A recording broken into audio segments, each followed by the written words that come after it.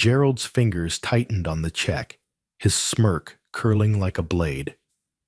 This isn't real, he said, before tearing it straight down the middle, the sound ripping through the marble silence like a gunshot. Marcia froze, the sting of humiliation rising hot in her chest. Around her, customers stared, some wide-eyed, others averting their gaze. But then through the glass wall behind him, a tarp slid away outside, revealing a towering billboard with her son's face smiling proudly beside the bank's logo. The air shifted. If you think that's the moment everything changed, you need to hear the rest. Drop your thoughts in the comments if you feel this injustice. Marcia Taylor pushed open the gleaming glass doors of Peachtree Bank. The air inside, crisp and cool compared to the late summer heat on Atlanta's busy streets. She had chosen this branch intentionally, thinking it would be a simple stop in her day, a quick deposit before meeting a friend for lunch. She wasn't in her usual tailored suit. Today, she wore a simple blue blouse and tan slacks.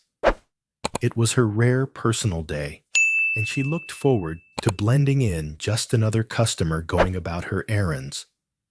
However, the first few moments already told her this wouldn't be that kind of visit. The bank's marble floors reflected the ornate brass light fixtures above, and dark wood paneling lined the walls, all meant to project an image of stability and prestige. But Marcia's trained eye noticed something else, something subtle but unmistakable. White customers were greeted with quick smiles and ushered to tellers within minutes, while the few customers of color waited significantly longer, even when windows stood open. As a woman who had spent years consulting on equity and community development, she could read the patterns like a familiar book. She took her place in the line for deposits, holding a crisp $50,000 check in her hand. The money was payment for a series of financial literacy workshops she had led in underserved neighborhoods, ironically funded by the bank's own community outreach program. Her fingers traced the embossed print on the check, not out of doubt, but out of quiet pride in the work it represented. However, after 20 minutes of waiting, while others who arrived later were waved ahead, she began to feel that uncomfortable edge of being noticed, yet ignored. Finally, she was called forward, but before she could reach an available teller, a man in a tailored gray suit stepped directly into her path. His nameplate read, Gerald Hughes, Branch Supervisor. He wore a smile that seemed more rehearsed than warm, his eyes sweeping over her as though cataloging her appearance. "I'll handle this personally," he said, his tone suggesting he was doing her a favor. He gestured toward his station, stopping just short of touching her elbow. Gerald took the check between two fingers, holding it as though it might soil his manicured hands. "This is quite a large sum," he remarked, lifting it to the light with theatrical precision. Nearby, a white businessman in an off-the-rack suit deposited a similar amount without a single question. Marcia noticed, and her voice remained calm but firm when she pointed it out. "The gentleman beside me is depositing a similar check without these questions." Gerald didn't flinch. "Every situation is different," he replied, his tone dismissive. However, his questions became more pointed. He examined her ID and business card briefly before flipping the check over, again and again, as if expecting to find something hidden in the paper fibers. "This kind of amount is unusual for a personal check," he said, emphasizing the word personal with a pause that carried a heavy implication. Marcia explained evenly that it was a business payment, but his skepticism didn't fade. In his mind, risk and bias were intertwined so tightly that he could not see where one ended and the other began. Outside the bank's glass wall, maintenance workers began pulling down a heavy tarp, revealing part of a massive billboard. Marcia barely registered it. Gerald certainly didn't. His focus was on her and the decision he was about to make. Finally, with an air of finality, he placed the check on the counter and in one deliberate motion tore it cleanly in half. The rip echoed sharply through the hushed lobby, drawing startled gasps from nearby customers. But Gerald wasn't done. He folded the pieces and tore them again until the fragments lay in small piles between them. "I'm sorry, but I cannot accept this," he said with bureaucratic detachment. "It appears fraudulent." Gasps and whispers rippled through the lobby. One woman murmured, "Is that even legal?" Marcia's expression didn't waver. Years of boardroom battles had taught her the power of controlled composure. "May I have documentation of your refusal and the specific reason for destroying a financial instrument without verification?" she asked. The measured tone of her voice made the question feel heavier. Gerald's smile faltered for the first time. "We don't provide documentation for fraudulent items," he replied, painting himself into a corner. She carefully placed the torn check into her purse, her movements deliberate, almost ceremonial. In the corner of her eye, she noticed the billboard outside was now fully uncovered. But she stayed seated, her mind already moving to next steps. She knew this was bigger than one torn check. This was about the quiet ways bias wrapped itself in policy, the small humiliations that built into systemic injustice. And as she glanced back at Gerald Hughes, still wearing that thin veneer of authority, she knew this encounter was only the beginning. She wouldn't be leaving the bank defeated. This time, the story wouldn't end here. The atmosphere in Peachtree Bank shifted the moment Gerald Hughes tore up Marcia Taylor's check. What had begun as quiet whispers among customers now became an unspoken but palpable focus on the corner where she sat. She had moved away from his counter, not to leave, but to occupy a small leather armchair near the center of the lobby. From there, she could see both the entrance and Gerald's station. Her posture was calm, but her presence was intentional, rooted in a patience that felt heavier than silence. Tellers continued their transactions, though their eyes often flicked toward her. A young teller, Amanda kept shuffling papers that didn't need shuffling, clearly aware something unusual had just happened. Gerald, meanwhile, sat at his station, typing furiously, as though composing the final word on the matter. In reality, he was documenting what he considered a successful prevention of a fraudulent transaction, a phrase he had used before in other reports. To him, this was routine. Another day, protecting the bank from risk. However, Marcia understood risk differently. In the financial world, risk often becomes a slippery term, one that, when left undefined, can mask bias.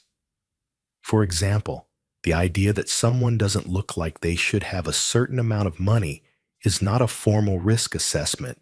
It's a stereotype cloaked in professional language. She knew this, and she knew she had just experienced it in its purest form. Her phone buzzed. A text from her son Jamal. They just unveiled the billboard. "Did you see it yet?" She didn't respond. Not yet. Outside, she could see part of the towering image, Jamal's confident smile in his Atlanta Hawks jersey. the Peachtree Bank logo beside him. Irony had rarely felt this sharp. Gerald's phone rang the display, showing Regional HQ, but he silenced it without looking up. His focus was on maintaining the narrative he'd decided on from the moment Marcia approached his counter. This wasn't just stubbornness. It was about protecting his authority. Admitting a mistake, especially in front of customers, would chip away at the image he projected daily. A few minutes later, Amanda approached Marcia cautiously, her voice rehearsed, but tinged with genuine concern. "Ma'am, is there something else we can help you with today?" It was clear Gerald had sent her to nudge Marcia toward the exit. "Yes," Marcia replied evenly. "I'd like to speak with whoever maintains your Community Reinvestment Act compliance documentation." Amanda blinked, caught off guard. Most customers didn't even know the CRA existed, let alone request its files. The act required banks to demonstrate they served the credit needs of all communities, including low and moderate income neighborhoods. By law, each branch had to keep certain documents available for public inspection. Gerald was at her side before Amanda could respond. "We don't provide that information to customers," he said firmly, dismissing the teller with a sharp glance. "Actually," Marcia said, her tone, still even Regulation BB specifically requires it. Section 228.43. Every branch must maintain its own file. She turned her tablet toward him, the official FDIC page open with the clause highlighted. The shift in Gerald's expression was subtle but telling. He didn't like being challenged on specifics, especially not by someone he'd already decided wasn't worth his professional respect. "Our system is down for maintenance," he said smoothly. "Perhaps you can come back another day." "I've cleared my afternoon," Marcia replied. "I'll wait." She adjusted in her seat, a clear message that this was not a passing whim. Minutes turned into a quiet stalemate. Customers continued their transactions, but a tension lingered in the air, as if the whole room was waiting for something to happen. Gerald's phone rang again. Regional HQ once more, but he silenced it without breaking eye contact with his screen. Then the lobby doors opened, and a courier stepped inside holding an envelope marked Urgent, Executive Division. He handed it to Amanda, who carried it straight to Gerald. The supervisor tore it open, his eyes scanning the contents. It was a formal request for immediate verification of all transactions denied in the past 30 days, along with demographic data. The timing was far too close to coincidence. Gerald's gaze lifted toward Marcia, suspicion and unease mingling for the first time. He walked over, forcing a thin smile. "Perhaps there was a misunderstanding earlier," he began. "If you'd like to step into my office, we can discuss reissuing your check." "I prefer to conduct this publicly," Marcia said, just as my humiliation was public. Heads turned. The atmosphere became charged as though the marble and brass walls themselves were leaning in to listen. Gerald's phone rang a third time. This time, he answered, his voice confident at first, then faltering as the caller spoke. His eyes kept darting toward Marcia. When he hung up, his tone was noticeably different. "Ms. Taylor, it appears your check was valid after all. And yet you destroyed it without verification." Marcia replied, her voice calm but cutting. Before he could respond, the doors opened again. This time the regional director entered, flanked by the head of human resources and the bank's diversity officer. The room stilled instantly. Diane Phillips, the director, walked straight to Marcia. "I came as soon as I received your documentation," she said, her tone respectful. Then she turned to Gerald. "Mr. Hughes, your presence is required in the conference room immediately." Gerald froze, the weight of realization settling on him. The woman he'd dismissed wasn't just another customer. She was someone whose voice carried authority well beyond these marble halls. As he followed Diane toward the back offices, every step echoed with the collapse of the certainty he'd relied on for years. Marcia remained in her seat, not triumphant, but resolute. This was no longer about one torn check. It was about exposing a system that allowed moments like this to happen at all. She knew the real battle was just beginning. Outside the tall glass facade of Peachtree Bank, the late morning sun broke through a thin veil of clouds, casting a clean light across the street. Maintenance workers had been at it for nearly an hour, dismantling the last of the temporary covering on the massive digital billboard that towered over the intersection. From where she sat in the lobby, Marcia Taylor had caught glimpses of movement and color through the window, but her attention remained fixed on the charged silence inside. Then, without fanfare, the final length of tarp dropped away. A sudden wash of color burst into view, sharp, vivid, and impossible to miss. Against a backdrop of the Atlanta skyline, a larger-than-life image, appeared a young man mid-stride on a basketball court, sweat glistening on his forehead, his expression focused and proud. Across the top, bold white letters spelled out, "Investing in our future." To the right, in perfect clarity, was the logo of Peachtree Bank. It was Jamal Taylor, her son.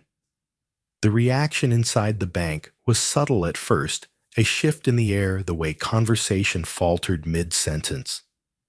A middle-aged man in line craned his neck toward the window.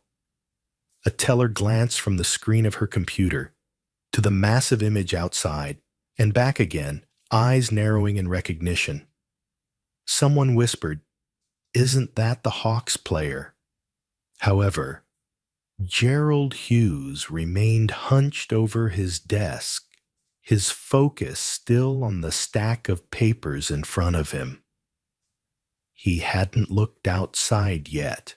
He was too busy composing his own version of events in his report, shaping the narrative in which he was the vigilant gatekeeper protecting the bank's integrity. Marcia shifted slightly in her seat, turning just enough to see the full billboard through the glass.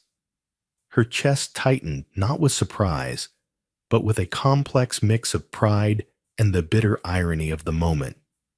She had watched Jamal's rise from local leagues to the NBA, each step a product of his relentless work ethic. Now, here he was, the face of the very institution whose representative had just shredded her credibility along with her check. It didn't take long for the dots to connect among those in the lobby. A woman near the door, clutching a stack of deposit slips, leaned toward her neighbor and asked, "That's her son, isn't it?" The other nodded slowly, her gaze sliding toward Marcia. Recognition spread like a ripple through water. Eyes began to turn, not with pity now, but with curiosity and a dawning sense of discomfort about what they had just witnessed. Finally, Gerald's head lifted irritation, etched across his face as the buzz of whispers reached him. He followed the direction of the stairs, glancing toward the window almost absently. Then his gaze locked on the billboard. His posture stiffened. The image of Jamal filled his field of vision, the Peachtree Bank logo planted firmly beside him like a seal of approval. It took a beat before Gerald's eyes darted back to Marcia, then to the billboard again, the connection visibly clicking into place. He opened his mouth, but no words came. The realization was almost physical, a weight settling on his shoulders, the recognition that he had not just insulted any customer, but the mother of the bank's high-profile community partner. The marketing team had poured millions into aligning the bank's image with Jamal's story of perseverance, leadership, and giving back. And Gerald had just undermined that narrative in front of a live audience. The regional director, Diane Phillips, chose that moment to step forward. She had arrived minutes earlier, but had lingered near the entrance, watching events unfold. Now, with the billboard fully revealed and the room's attention squarely on Marcia, she crossed the marble floor with measured steps. "Ms. Taylor," she said warmly, extending her hand. "It's good to finally meet you in person. We've admired your work in the community for a long time." Gerald blinked rapidly, as if trying to reframe the scene in his head. "You know each other?" he asked, his voice strained. "Of course," Diane replied without looking at him. "Ms. Taylor has been advising our national office on community investment strategies for the past 2 years. She's the reason we partnered with Jamal on the Investing in Our Future campaign." The words landed like a stone dropped into still water. The whispers in the lobby swelled again, but this time with an edge of disbelief. Gerald's authority, so absolute moments ago, was evaporating in real time. Marcia met his gaze, her expression composed. "Funny, isn't it?" she said quietly enough for only him to hear. "You didn't see the person in front of you until you saw her reflection on the side of a building." He swallowed hard, the retort dying in his throat. It was a truth too pointed to deflect. Outside the billboard, cycled through its campaign images, Jamal running a youth clinic, visiting a local school, speaking at a charity event. Each frame was a testament to values the bank claimed to uphold: opportunity, fairness, community. Inside, the contrast between those glossy ideals and the reality of the morning's events was impossible to ignore. The moment held. Customers shifted uncomfortably. Tellers pretended to focus on their screens, and Gerald stood frozen between the life-size face of Jamal outside and the very real presence of Marcia inside. The space between them was now filled with the weight of everything unspoken, the damage done, the hypocrisy revealed, and the power balance tilting in ways Gerald could no longer control. Marcia didn't need to raise her voice. The billboard had already done the talking for her. The shift in the room was undeniable. Moments earlier, Gerald Hughes had been the unquestioned authority in the marble halls of Peachtree Bank. Now, with the image of Jamal Taylor towering over the street outside and the regional director standing at Marcia Taylor's side, the narrative had begun to unravel. Yet Marcia knew that moments like this, while satisfying, were not enough on their own. Humiliation without reform was just spectacle. Diane Phillips wasted no time. "We're moving to the conference room," she said, her tone firm but measured. Gerald hesitated, glancing toward the small audience that had formed in the lobby, but Diane's raised eyebrow left no room for negotiation. Marcia rose slowly, not as a defeated customer being summoned to a back office, but as someone who had been invited to a table where decisions were made. Inside the glass-walled conference room, the atmosphere was taut. Gerald took a seat across from Marcia, his usual air of control, reduced to clipped nods and restless hands. Alongside Diane sat the bank's head of human resources and its diversity and inclusion officer, a younger man named Andre Coleman, who had clearly heard pieces of the incident already. Diane began, "We need to address what happened here today fully and transparently." Her eyes moved to Gerald. "Explain your actions." Gerald cleared his throat, clinging to procedural language like a life raft. The transaction appeared inconsistent with standard account activity. "I acted in the bank's best interest to prevent potential fraud." Marcia listened without interrupting. She had heard variations of this defense before, how policy was often used as armor for prejudice. When he finished, she leaned forward slightly. "The best interest of the bank," she said softly, "cannot be separated from the best interest of the community it serves. If your policies only protect the bank from certain people, then they're not protection. They're exclusion." Her words were steady, but each landed with precision. Andre nodded subtly, scribbling notes. Diane asked, "What outcome do you believe would repair this situation?" Ms. Taylor Marcia could have demanded Gerald's dismissal right then.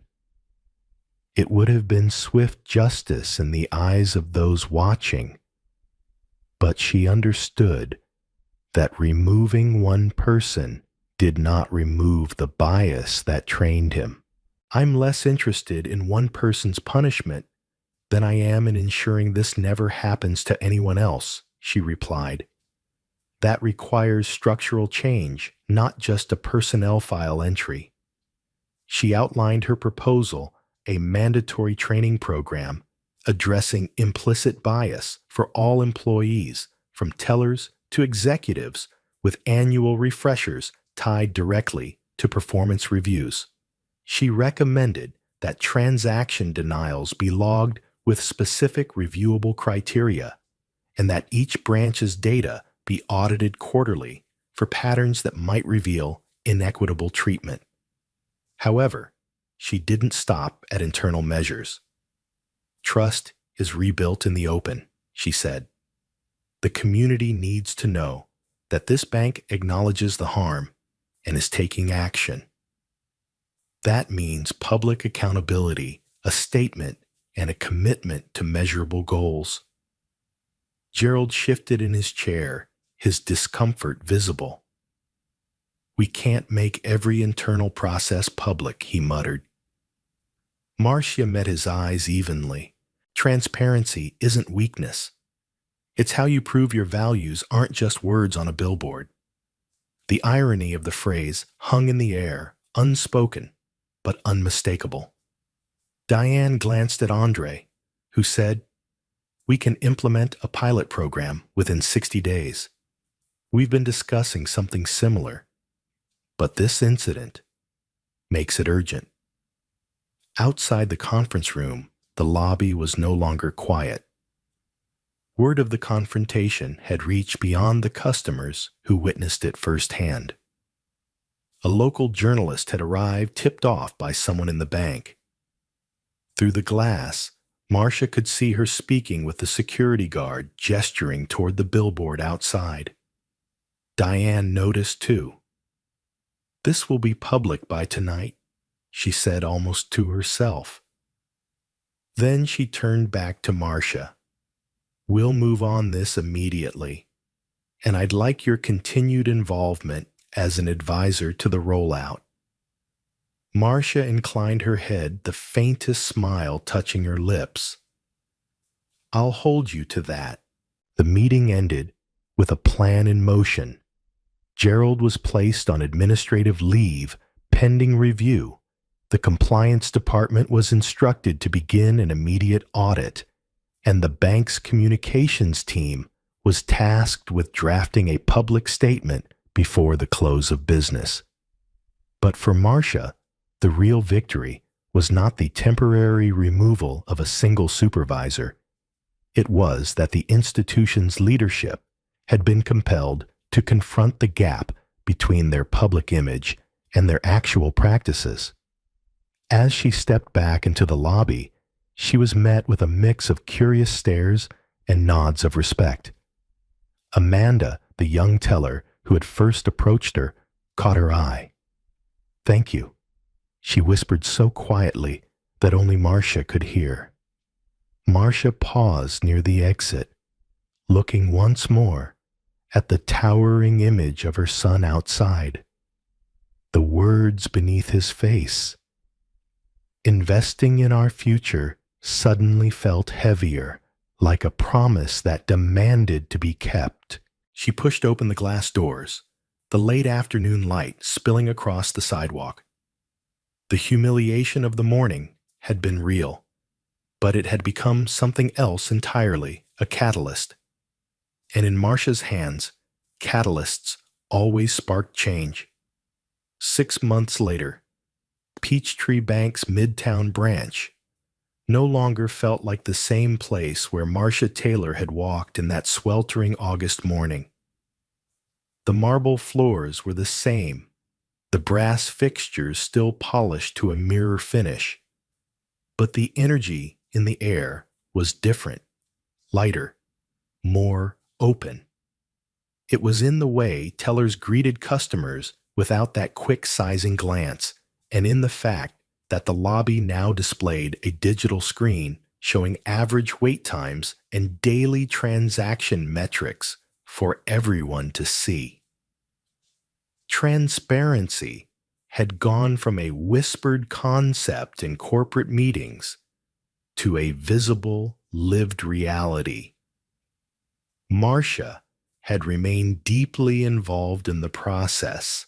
She had joined the bank's Community Equity Council meeting monthly with executives to review data policy changes and feedback from local branches. The bias training she had proposed was no longer a pilot program, but a permanent fixture required for all new hires within their first 90 days, and for every employee annually thereafter. It wasn't just a slideshow and a quiz. It was interactive, built around real scenarios and anonymous case studies drawn from the bank's own history. People could see themselves in the stories, both in the role of the person harmed and in the role of the one making the harmful choice. However, the most striking shift was in the staff itself. Andre Coleman had been promoted to Director of Inclusion and Accountability, a role that didn't exist before the incident. His office now had the authority to halt or flag any policy or transaction that showed signs of inequitable treatment. As he explained it to Marcia one afternoon, "It's not just about catching mistakes. It's about building systems that make them harder to happen in the first place." It was a simple but powerful idea, like putting guardrails on a winding road before the accidents occur.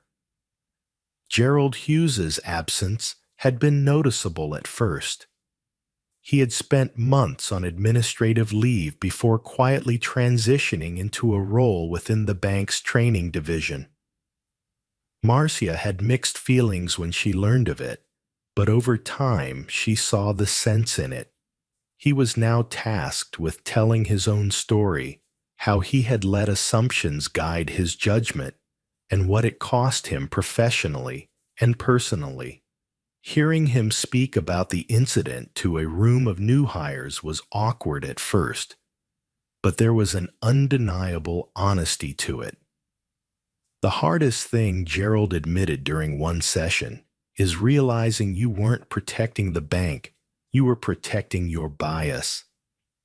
Outside the bank, Marcia's own life had expanded. The scholarship fund she ran, bolstered by renewed financial support from the bank and other sponsors, had tripled its reach, offering aid to students in Georgia, South Carolina, and Alabama. The application process now included financial literacy workshops for all participants, a condition she insisted on to ensure that every award was more than just a check. It was an investment in sustainable success. Jamal's career had continued to flourish, but the Billboard campaign had taken on a new meaning after the incident. The bank's marketing team, working with Marcia, had redesigned it entirely. This time, it wasn't just his face and a slogan. The new campaign featured real stories: a young entrepreneur who secured her first business loan, a retired veteran who refinanced his home without hidden fees, a single mother who used a small grant to start a catering company. Jamal appeared in the ads, but as a narrator telling the stories of others. "It's not about me," he said in one spot. "It's about all of us having the chance to be seen for who we really are." Marcia often thought about that word "seen." The original incident had been rooted in the opposite, in the refusal to see her beyond a set of assumptions. Now the changes within Peachtree Bank were built on the principle that everyone walking through the door should be met as an individual, not a stereotype. One brisk February afternoon, she returned to the Midtown branch for a scheduled meeting. Amanda, the young teller from that day, was now the branch's assistant manager. She greeted Marcia warmly, with the quiet pride of someone who had witnessed transformation firsthand. As they walked toward the conference room, Amanda said, "You know, I used to think nothing I saw here could change, but you proved me wrong." The meeting that day wasn't about resolving a crisis. It was about reviewing progress. Customer surveys showed a marked increase in satisfaction among minority clients. Transaction denial rates were down, and the branch had earned recognition from a national watchdog group for its equity practices.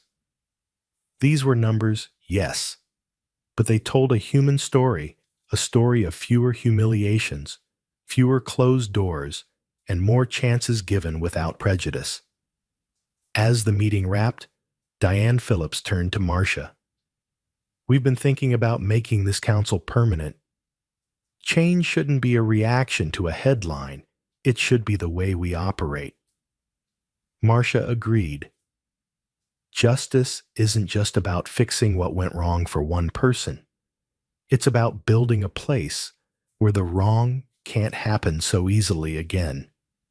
She knew that sentiment could sound lofty, but it was rooted in something very practical. If a bank could codify fairness into its operations, then fairness wasn't just a value. It was a process, a habit, a standard that could be measured and maintained. When she stepped outside, the winter sun was bright against the cold air.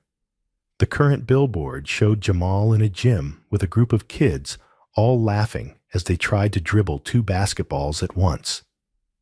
Beneath them, the words read, "We all have potential. Let's invest in it." Marcia smiled. Not because the bank had redeemed itself entirely. She knew that no institution was beyond error, but because she could see the trajectory and it was bending towards something better. The humiliation she had felt that August day had been real sharp enough to cut. But like many sharp things in her life, she had learned to turn it into a tool, one that could carve out space for change. And now, walking down Peachtree Street with the wind biting her cheeks, she felt something that was not pride exactly and not relief, but the quiet satisfaction of knowing that what began as a personal insult had become a public transformation. It was in every sense a new beginning. From the moment Marcia Taylor stepped into Peachtree Bank with a $50,000 check in hand, She had no idea she was walking into a defining moment of her life. What should have been a simple transaction turned into a scene of humiliation when branch supervisor Gerald Hughes, without proper verification, tore the check to pieces. The sound of the paper ripping through the quiet lobby was more than a physical act. It was a symbolic stripping of dignity fueled by an assumption that she, a black woman, couldn't possibly have earned such a sum legitimately. But fate has a way of folding irony into the most painful moments. Outside, just beyond the glass walls, workers unveiled a massive billboard for the bank's latest campaign. Staring down from that billboard was Jamal Taylor Marsh's son, NBA player philanthropist, and the centerpiece of Peachtree Bank's Investing in Our Future initiative. In an instant, the dynamic shifted. The same institution that publicly celebrated her family's contributions had just undermined her in its own lobby. When Regional Director Diane Phillips arrived, she greeted Marcia not as a stranger, but as a respected partner in the bank's community programs. The contrast between how Marcia was treated privately and the image the bank projected publicly was impossible to ignore. Yet Marcia did not seize the moment to seek revenge. Instead, she demanded structural change, calling for mandatory bias training, transparent transaction review processes, and quarterly audits to ensure fair treatment across all branches. Her focus wasn't just on her own dignity, but on preventing similar incidents for anyone who came after her. That choice to turn personal pain into collective progress was what transformed the story from a confrontation into a catalyst for reform. In the months that followed, Peachtree Bank implemented Marcia's recommendations. The training program became permanent. Every branch adopted transparent denial logs, and Andre Coleman was appointed as Director of Inclusion and Accountability, empowered to stop or review any potentially biased decision before it impacted a customer. Gerald Hughes, once the symbol of the bank's bias, was reassigned to the training division, where he shared his own experience and mistakes as part of the curriculum. Beyond the bank's walls, Marcia's influence expanded. Her scholarship fund tripled its reach, now touching students across 3 states. Jamal's Billboard campaign was redesigned to spotlight real community success stories, shifting the focus from celebrity endorsement to genuine human impact. The transformation was tangible. Customers walked into the bank without the shadow of suspicion hanging over them. Staff approached each transaction with consistency and respect. And for Marcia, there was a deep satisfaction in knowing that the humiliation she endured had been repurposed into a blueprint for equity. The lesson in her story is powerful moments of injustice, no matter how personal, can be the seeds of lasting change if we choose to confront them strategically. Injustice thrives when it is hidden, when victims feel too powerless or too exhausted to speak up. By confronting the issue, directly documenting it, and demanding systemic solutions, Marcia not only reclaimed her dignity, but also ensured the environment would be safer for those who followed. For each of us, the takeaway is clear. We all encounter moments when we're underestimated, dismissed, or judged unfairly. In those moments, the choice is ours to walk away quietly or to channel the experience into action that outlives the pain. This doesn't always mean grand public battles. Sometimes it's about asking the right questions, requesting transparency, or finding allies who will help push for change. Change rarely comes quickly, and it almost never comes without resistance. But as Marcia's journey shows, persistence, backed by a clear vision, can turn even the most humiliating moments into turning points.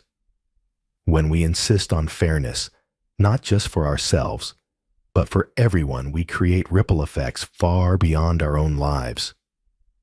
If Marcia had left that day without speaking up, the policies would have stayed the same, the bias unchallenged, and the next customer might have faced the same disrespect. Instead, because she stood her ground, an entire institution had to reevaluate its values and its practices.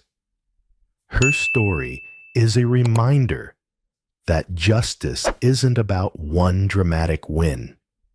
It's about building systems where fairness becomes the norm, not the exception. And that work is something each of us can be part of in our own spheres of influence. If this story moved you, if it made you think differently about the power of speaking up and the impact of one person's resolve, then join us in keeping these conversations alive. Subscribe to our channel so we can continue sharing powerful real stories that don't just inspire, but drive change. Your support gives us the motivation to keep creating content that matters, content that just might spark the next big transformation.